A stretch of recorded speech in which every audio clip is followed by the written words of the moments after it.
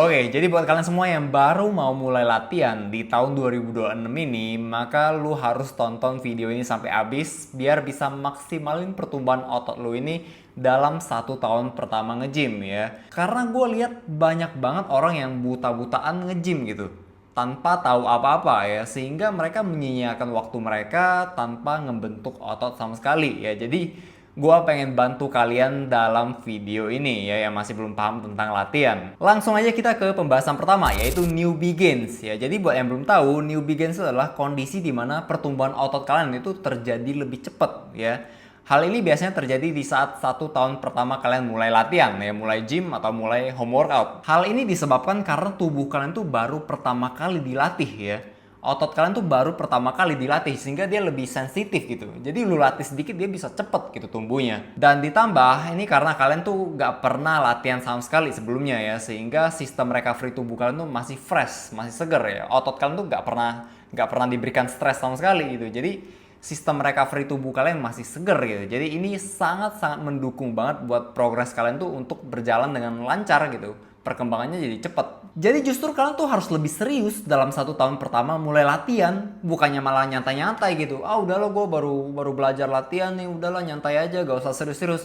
Lu salah ya. Lu harus cepet gitu pelajarinnya gitu, pelajarin latihannya dan langsung serius latihan, langsung lock in gitu, lock in. Karena ini momen dimana kalian tuh bisa nambah 10 kilo otot dalam 1 tahun ya.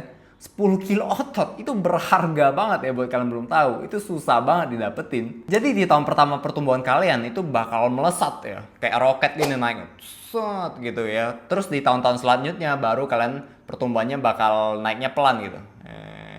Boring gitu naiknya. Di tahun pertama itu yang ngeroket gitu. Jadi di tahun pertama ini penting banget ini ya. Nah yang kedua, jangan takut salah ya. Kebanyakan orang itu takut salah dalam latihan ya. Mereka takut diketawain orang lah, mereka takut dijelek-jelekin orang lah, takut diliatin orang-orang di gym lah. Bro, semua orang juga mulai dari titik yang sama gitu. Jadi gak ada yang harus dimaluin.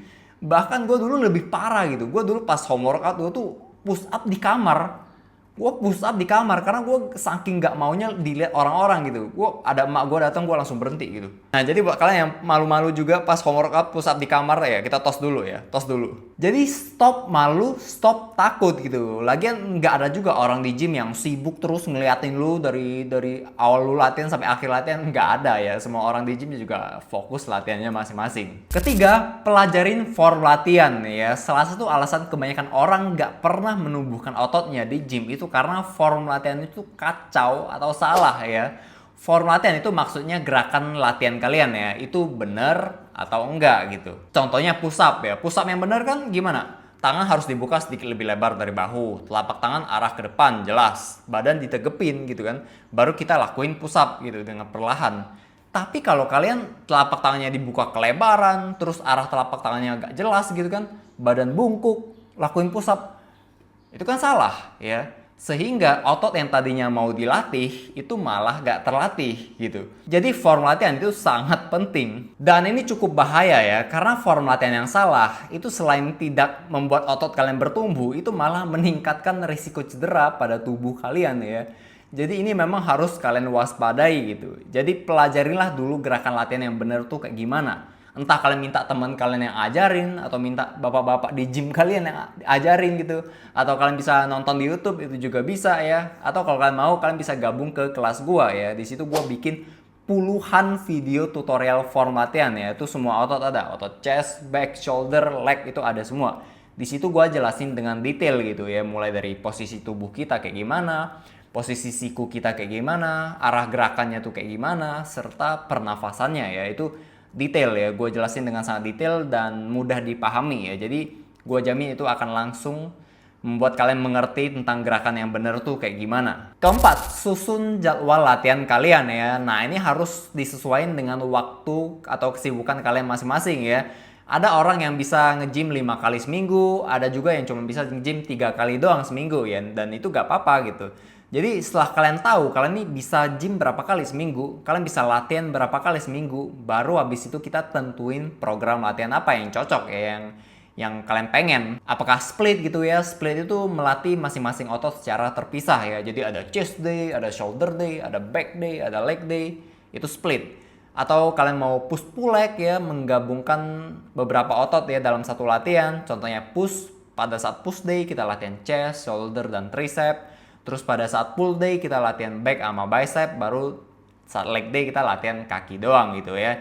Jadi ada beberapa macam program latihan yang berbeda dan kalian harus pilih dengan sesuai keinginan kalian ya, kalian mau pilih yang mana. Jadi kalian harus memiliki jadwal latihan yang jelas ya, jangan ngasal gitu. Kebanyakan orang tuh ngasal, itulah kenapa badannya juga ngasal gitu, gak ada bentukannya.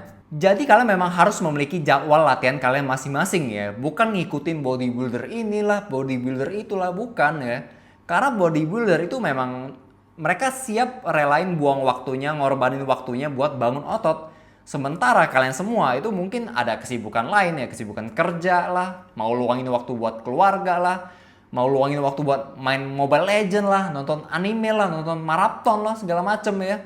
Jadi kalian harus pilih jadwal latihan kalian sesuai dengan kenyamanan kalian masing-masing. Kelima, progressive overload ya. Jadi maksud dari progressive overload ini adalah peningkatan secara bertahap ya. Jadi kalau beban angkatan kalian itu sama terus, jumlah repetisi kalian itu sama terus selama berminggu-minggu, selama berbulan-bulan, maka gak ada alasan buat otot kalian buat bertumbuh gitu.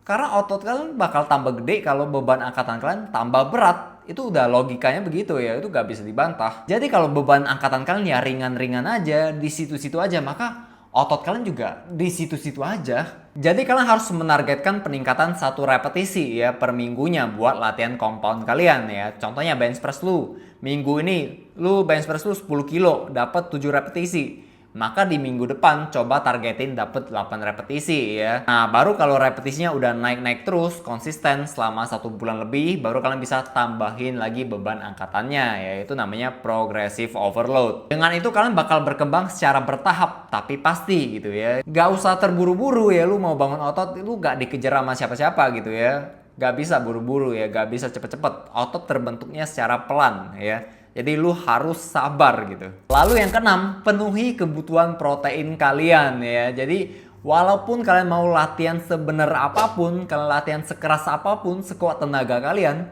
tapi kalau protein kalian kurang terpenuhi, maka jelas pertumbuhan otot kalian bakal kurang maksimal gitu ya. Itu memang fakta yang tidak bisa dibantah ya. Peran protein memang sangat krusial dalam pembangunan otot ya. Jadi idealnya kalian harus dapetin protein ini 1-2 kali berat badan dalam bentuk gram ya. Itu kurang lebihnya kayak begitu per harinya. Terus buat kalian bertanya, "Bang, protein gue cuma 1 kali BB doang sehari. Apakah udah cukup?" Gue bakal jawab, yes, itu udah cukup ya, itu udah bagus. Tapi kalau kalian bisa dapetin proteinnya lebih, maka itu bakal lebih memaksimalkan lagi pertumbuhan di otot kalian ya. Jadi buat kalian semua yang kebutuhan proteinnya kadang kurang terpenuhi, maka jangan patah semangat dulu ya, jangan menyerah dulu ya. Gue dulu juga begitu ya. Santai aja ya, otot kalian juga bakal tetap bertumbuh kok ya, walaupun itu gak semaksimal dengan orang-orang yang kebutuhan proteinnya terpenuhi. Yang ketujuh, konsisten ya. Nah ini mungkin salah satu hal yang paling sulit buat kita semua ya, karena memulai itu selalu gampang ya, tapi untuk mempertahankan, untuk konsisten itu sulitnya minta ampun ya. Ini bener-bener real ya, dari 10 temen gue yang gue ajak gym, itu cuma 1 yang bertahan sampai sekarang ya. Dari 10 teman gue, 9 yang lainnya itu keluar dari permainan ya, get out gitu. Tapi teman gue yang 1 ini dia benar-benar menuai hasilnya gitu ya. Sekarang dia jadi berotot gitu. Gua saksinya sendiri. Gua temenin dia dari badannya tuh yang skinny fat tapi lebih gemuk lagi, sampai sekarang dia udah berotot gitu ya. Bahkan ototnya lebih gede dari gua. Ini kalau ini anjing sih. Kalian butuh sebuah alasan gitu ya buat tetap konsisten latihan. Apa alasan kalian ya? Kalau gue sih, gue memang pengen aja badan gue berotot kayak Dewa Yunani gitu, yang estetik gitu gue suka. Dan gue dari dulu memang orangnya suka olahraga. Dan untuk kalian harus temukan alasan kalian sendiri ya. Ini mungkin terlihat kayak gak penting ya, tapi ini gue rasa ini cukup penting. Karena kalau kalian memiliki alasan dan tujuan jelas di balik latihan kalian, maka itu akan mendorong semangat latihan kalian tuh berkali-kali lipat ya. Jadi temukan alasan kalian. So, sekian dari video ini ya. Jadi gue harap ini dapat membantu kalian semua yang baru mau mulai latihan di gym atau mulai latihan di rumah. Dan gue doakan semoga kalian bisa mencapai badan impian kalian ya, badan estetik impian kalian di tahun 2026 ini.